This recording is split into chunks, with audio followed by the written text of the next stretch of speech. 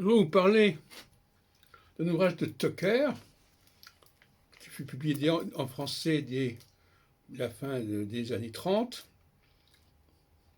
un astrologue anglais très important, William Joseph Tucker.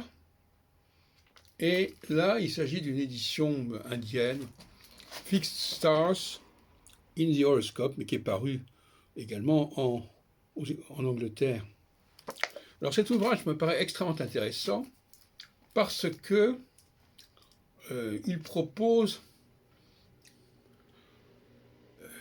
ce qu'il appelle le birth star, l'étoile de naissance. C'est-à-dire qu'il considère, si bien compris, qu'il faut regarder l'étoile qui est occultée par le soleil à la naissance, c'est-à-dire sur lequel le soleil passe, transite à la naissance, on peut dire. Et j'ai bien compris, parce que je n'ai pas encore eu le temps de l'examiner de très très près, ça rejoint mes travaux. Ça annonce mes travaux, à savoir qu'à partir du moment où vous avez l'étoile correspondant au soleil, la birth star, attention, eh bien Jupiter va pouvoir transiter sur cette étoile. Il va faire une configuration avec cette étoile dans le ciel. Donc ce ne sera pas le thème natal, ce ne sera pas dans le thème natal, qui est une abstraction. Il y aura un aspect Jupiter, carré, opposition, conjonction, entre Saturne et cette étoile qui est l'étoile de naissance. Et c'est ça qui va être la base de mon système et celui que propose Tucker. Alors cet ouvrage, je crois, n'a jamais été traduit en français.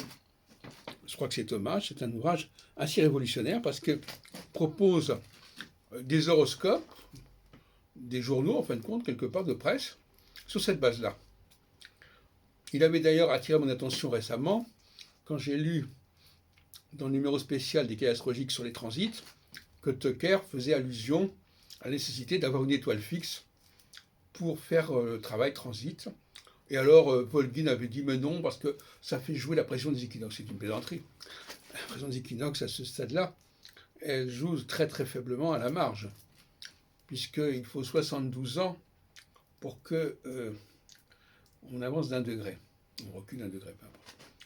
Donc, voilà, les grands esprits se rencontrent.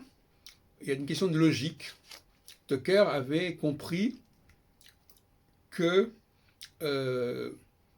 pour que la notion de transit puisse être complètement acceptable, il fallait que le Soleil, si on accepte le transit sur le Soleil, Jupiter, il fallait que le Soleil soit associé à une étoile qui était à ce moment-là dans sa ligne en quelque sorte. Et donc je recommande vivement la traduction de cet ouvrage, en tout cas essayez de vous le procurer, parce que ça annonce finalement l'astrologie du XXIe siècle. Et c'est un trio, Soleil, Jupiter, étoile fixe, dont je parlais depuis un certain temps, mais je ne connaissais pas le travail de Tucker. Je le connaissais à travers une édition de 1939 des Principes d'astrologie, paru chez Payot. Et alors c'est intéressant de voir que cet ouvrage est paru à New Delhi, une édition parue à New Delhi, ce qui est assez normal. Il est paru en 1963 apparemment, parce que c'est assez normal puisque finalement on est en sorte d'astrologie sidérale, et que comme les Indiens n'ont jamais renoncé aux étoiles, notamment ils s'adressent beaucoup aux nakshatras, et les nakshatras quelque part c'est un peu la notion d'étoile natale.